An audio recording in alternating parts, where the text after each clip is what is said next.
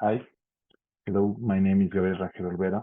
I'm a senior teacher assistant from last year's Ppcr, and also I'm a general and invasive surgeon and a clinical fellow of GI endoscopy at Mexico City. The name of my talk is The Ideal Framework to Produce Better Surgical Research. I want to start this talk with this slide about the bleeding edge that was a Netflix documentary that showed some famous medical devices adverse events like the tour, the diabetic complication, the vaginal med, and the Crohn's bowel displacement. When this documentary was famous and started, the EMJ Sexual and Reproductive Health Journal tweeted that this film was an excellent and disturbing documentary about the need for best trials and evidence for medical devices. And that's the main problem that we will talk in this video. So why to bother with an RCT or doing quality research? In 1948, RCT is established as the best possible design to evaluate medical intervention.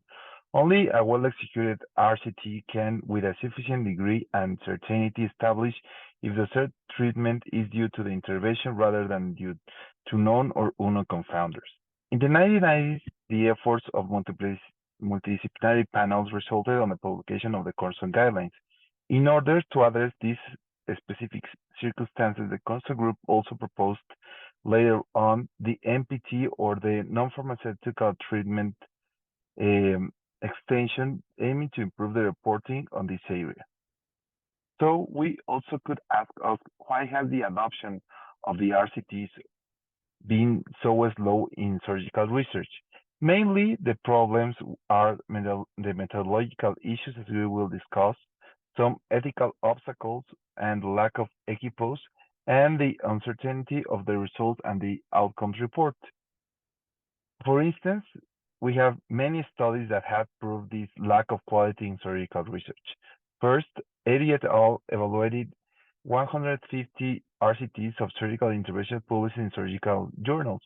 Less than half have described essential methodological details such as sample size calculation, random sequence generation, allocation concealment, or blinding. Gray et al. Showed an improvement of adherence to the concern guidelines between the 2004 and the 2010. However, items specific of the extension of the consort guidelines, the consort NPT, remains unreported. Wenner et al. Reviewed the publication from 1990 to 2008, evaluating the invasive therapeutic procedures. Mainly, they mentioned that they failed to adequately report main aspects like the funding, the statistical power calculation, and the assessment of generalizability. The discontinuation of the surgical RCTs also is more often than the medical RCTs, being significantly associated with the non-publication of these trials. For this reason, the ideal collaboration was created.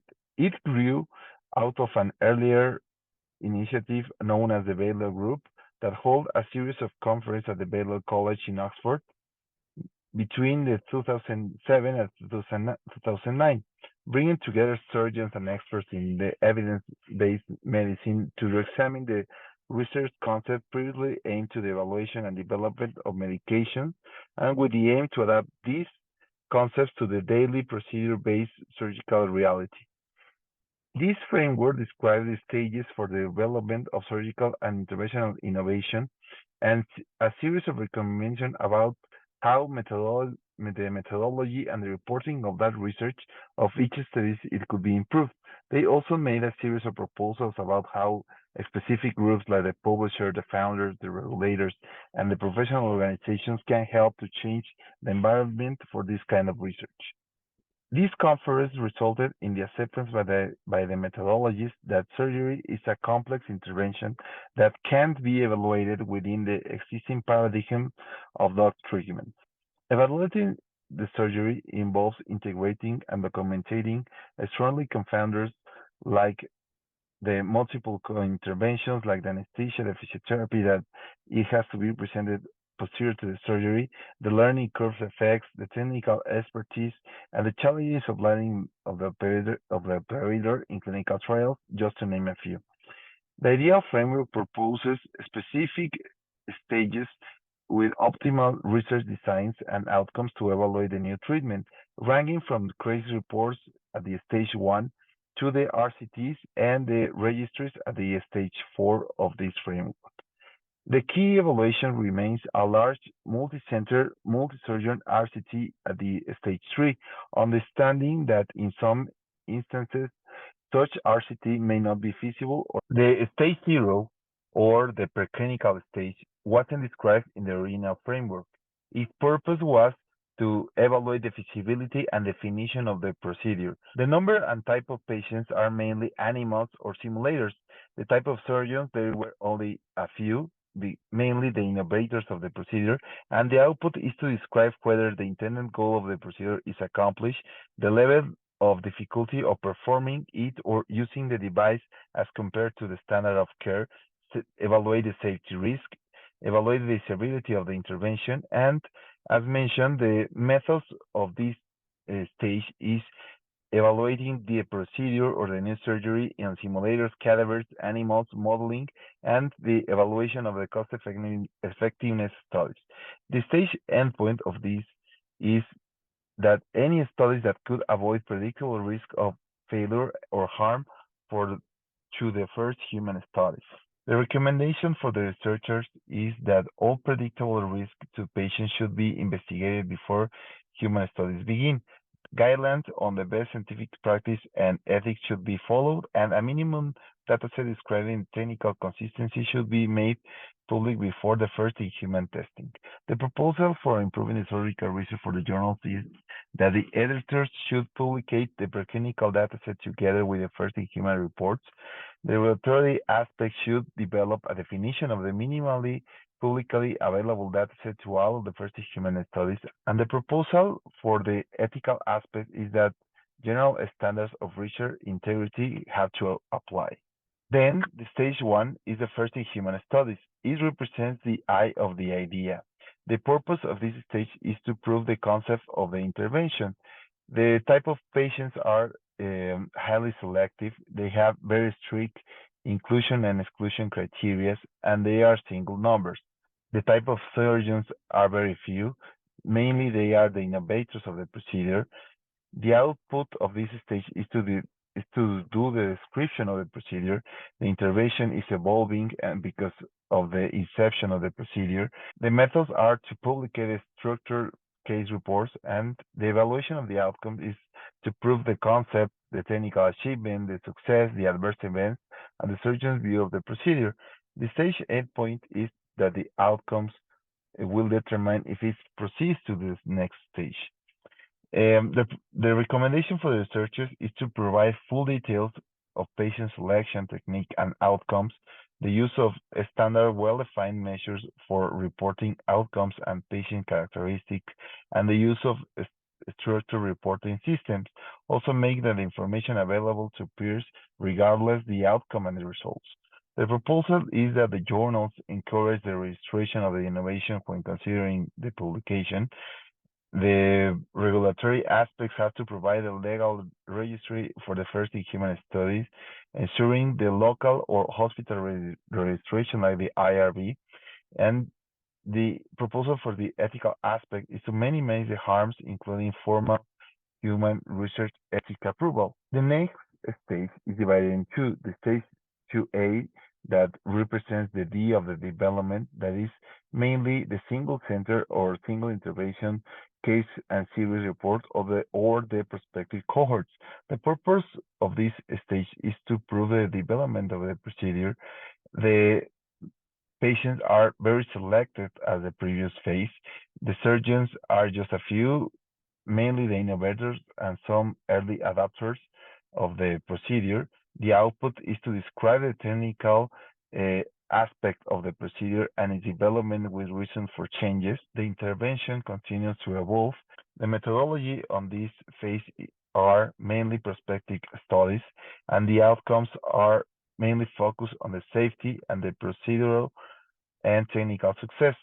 The stage endpoint is that the procedure should be refined enough to allow the stage 2B and no intention to make further major modification for the procedure. The recommendation for the researchers are to make the protocol available for the publication, use the standard and well-defined measure as mentioned on the previous stage, report all exclusion and display all the main outcomes graphically.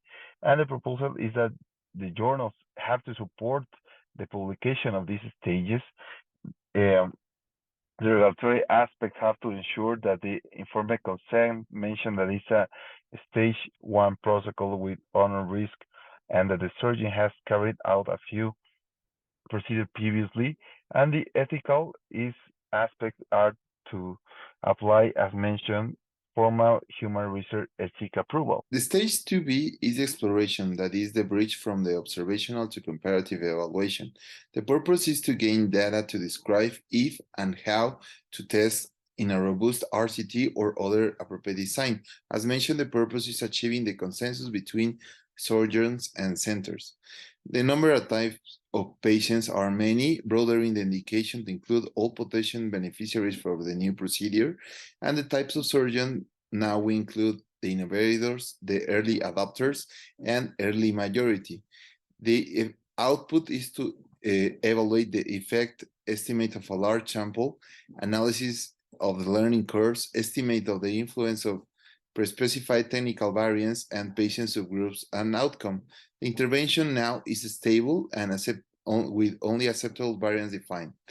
The methods are prospective multicenter exploration, cohort study, disease or treatment, and the pilot of feasibility and the pilot test to evaluate the feasibility of a multicenter RCTs. The outcome mainly is focused on safety, clinical outcomes, specific graded, short-term outcomes, and patient-centered reported outcomes. The stage endpoint could be divided in two parts. The first one to demonstrate that the technique can be more widely adopted, and then to demonstrate the progression to RCT is desirable and feasible. The recommendation for the researchers are to make the protocol available as the past stages, also to use standard and well-defined measurements and outcomes, participate in a collaborative multi-center data collection incorporating the feasibility issues such as estimating the effect size, defining the intervention quality standards, evaluating the learning curves as mentioned, and analyzing the adverse events. A pre-planned consensus meeting prior to the progressing to an RCT to identify the ability to recruit the intervention, the patient's criteria, and the comparator definitions. The proposal for the founders could be to support the stage 2B studies as a pilot feasibility phases for the next RCT proposals. The journals have to support their publication, and the ethical aspects, as mentioned before, formal human research ethic approval is required, and we have to ensure that potential harms from the learning curve are minimized by training and mentoring prior to progressing to a stage 3 trial. Following a stage 3 trial is a part of the assessment, that the definite comparative evaluation of the main efficacy and safety aspects of a new technique against current-based treatment or the gold standard. As mentioned, the purpose is a comparative effectiveness testing. The patients are many. We have now expanded indication and they are very well defined. The surgeons are many. Now we could reach an early majority on the adoption of this new technique. The output is to compare with the current standard therapy. The intervention is now stable with no variations, and the methods are the RCT with or without additional modification, alternative designs like closer preferences RCTs, step wedge, or adaptive designs. The outcomes mainly are focused on clinical outcomes and potentially patient-reported outcomes. And now we can include also the health economic outcomes. The stage 8 endpoint is clear valid evidence on the relative effectiveness of the innovation and the identification of issues requiring long-term monitoring.